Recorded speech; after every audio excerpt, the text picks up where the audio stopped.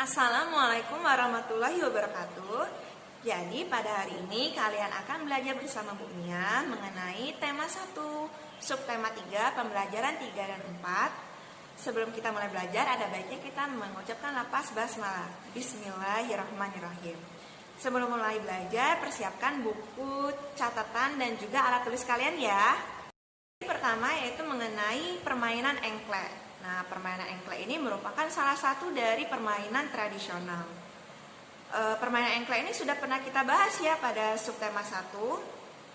Permainan engklek ini berasal dari Bali. Nah, untuk memainkan permainan ini butuh 2-5 orang. Permainan engklek ini menggunakan peta-peta yang kita gambar pada tanah. Nah, peta-peta itu kita namakan sebagai sawah, tempat kita berpijak saat bermain. Nah, selain dari sawah, juga membentukkan yang namanya gacu.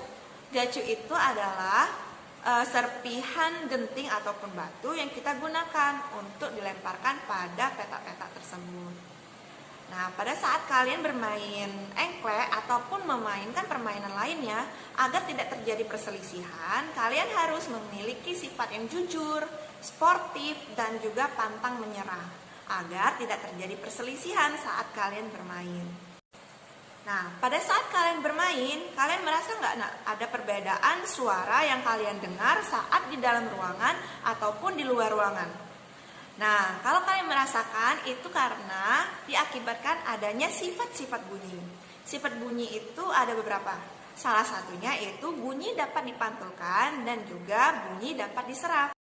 Kita bahas dulu mengenai bunyi dapat dipantulkan. Pemantulan bunyi ini sering kalian rasakan ketika kalian berada di kamar mandi. Saat kalian bernyanyi di kamar mandi, kalian akan merasakan perbedaan pada suara kalian. Nah, itu diakibatkan karena adanya pemantulan bunyi. Terus apa sih pemantulan bunyi itu? Pemantulan bunyi itu terjadi ketika gelombang bunyi menabrak bidang pantul, lalu gelombang tersebut dipantulkan lagi oleh bidang pantul tersebut. Nah, bidang pantul ini merupakan benda-benda yang keras, seperti contohnya adalah dinding.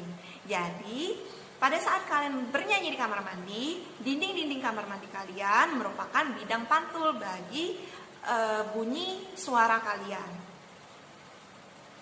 Selain itu,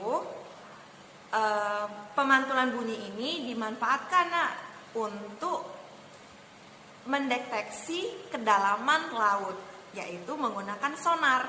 Jadi, di sonar itu cara kerjanya adalah gelombang bunyi diteruskan ke dasar laut. Kemudian dari dasar laut itu bunyinya akan dipantulkan kembali menuju sonar. Nah, pada saat proses itulah kedalaman laut dapat ditentukan seperti itu. Selain sonar itu digunakan untuk kedalaman laut, sonar juga bisa digunakan untuk mendeteksi kedalaman dari suatu benda yang ada di dalam laut. Contohnya misalnya kalau ada kapal atau pesawat yang tenggelam di dalam laut, ataupun mendeteksi keberadaan ikan di kedalaman berapa ikan itu berada. Jenis bunyi pantul itu ada 2 nak. Yang pertama gemah, yang kedua itu adalah gaung dan kerdam. Kita bahas dulu ya mengenai gemah. Nah, kita bahas dulu ya mengenai gemah. Gemah ini biasa terjadi ketika kalian sedang di daerah pegunungan, bukit ataupun lembah. Nah, misalnya kalian lagi ada daerah perbukitan, kalian teriak, "Halo!" Maka setelah itu akan terdengar lagi, "Halo, halo, halo, halo." Dan lama-lama hilang. Nah, itu merupakan fenomena dari gemah. Mengapa sih gemah bisa terjadi? Karena sumber bunyi dengan bidang pantul itu letaknya jauh nak. Maka gemah terjadi. Yang akan kita bahas yaitu gaung atau kerdam. Nah, berbeda dengan gemah tadi, gaung atau kerdam ini bersamaan dengan bunyi asli, sehingga membuat bunyi asli itu tidak terdengar jelas. Hal ini terjadi karena sumber bunyi dan bidang pantul letaknya berdekatan, seperti itu. Nah, hal ini biasa terjadi di studio musik, di studio radio, dan juga di bioskop. Nah, makanya di tempat studio radio, studio musik ataupun di bioskop, di dinding-dindingnya itu diberikan bahan-bahan yang dapat menyerap bunyi seperti yang Ibu jelaskan tadi, Nak, karena sifat bunyi itu dapat diserap seperti itu. Untuk lebih jelasnya nanti Ibu akan jelaskan ya mengenai penyerap bunyi dapat diserap. Kita bahas mengenai penyerapan bunyi. Bunyi itu dapat diserap oleh benda-benda lunak di sekitar. Nah, misalnya ya, kalau kalian ada di ruangan kosong, kalian akan merasakan kan suara kalian itu bergaung seperti itu. Namun setelah kalian isi dengan kursi, dengan benda-benda lainnya, suara gaung itu menghilang. Karena apa? Karena suara tersebut diserap oleh benda-benda lunak. Nah, contoh benda lunak ini yaitu karpet, kertas, kain, dan juga busa. Nah, benda-benda seperti karpet, kertas, kain, dan busa ini digunakan juga, Nak, untuk gedung-gedung yang besar, misalnya kayak di bioskop. Jadi untuk mengurangi gaung, di dinding-dinding dari bioskop itu dipasang busa, Nak, seperti itu. Selanjutnya yang kita bahas adalah kegiatan bazar di sekolah. Nah, di kegiatan bazar ini biasanya menjual makanan-makanan tradisional ya. Ada pempek, ada bakso, ada martabak, ada mie ayam, dan lain-lainnya.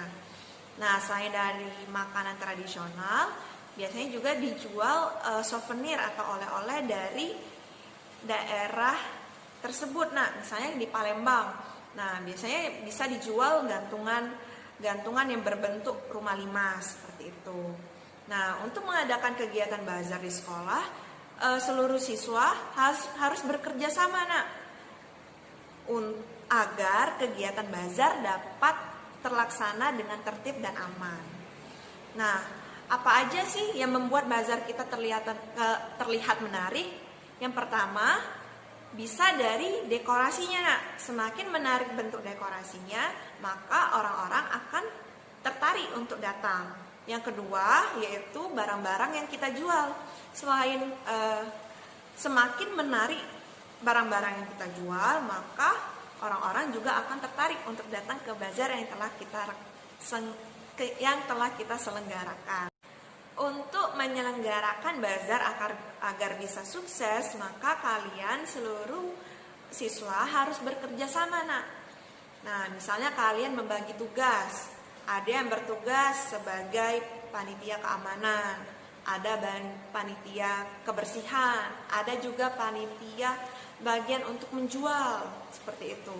Nah, dan tidak kalah penting agar acara bazar kalian itu menarik, yaitu dekorasinya, Nak. Jadi semakin menarik dekorasi yang kita buat, maka pengunjung itu akan semakin tertarik untuk datang ke bazar kita. Maka dibutuhkanlah kerjasama antar semua siswa agar bazar tersebut dapat terlaksana dengan baik. Nah, tujuan bazar ini ada macam-macam, Nak. Ada misalnya keuntungannya itu akan disalurkan misalnya untuk kegiatan amal, bisa kita salurkan untuk panti asuhan, bisa juga kita salurkan untuk korban-korban bencana alam. Yang kedua, bisa untuk melestarikan kebudayaan, karena barang-barang yang kita jual itu adalah barang-barang ciri khas dari Palembang seperti itu. Maka kegiatan bazar bisa kita jadikan untuk kegiatan dalam melestarikan kebudayaan kita. Dan yang ketiga, bisa juga bazar ini kita adakan untuk mencari keuntungan. Cukup sekian materi hari ini. Kalian juga bisa baca materi pada hari ini di buku cetak tematik kalian. Semangat terus ya belajarnya. Kita tutup pelajaran hari ini dengan lafaz hamdalah. Alhamdulillahirabbil alamin. Wassalamualaikum warahmatullahi wabarakatuh.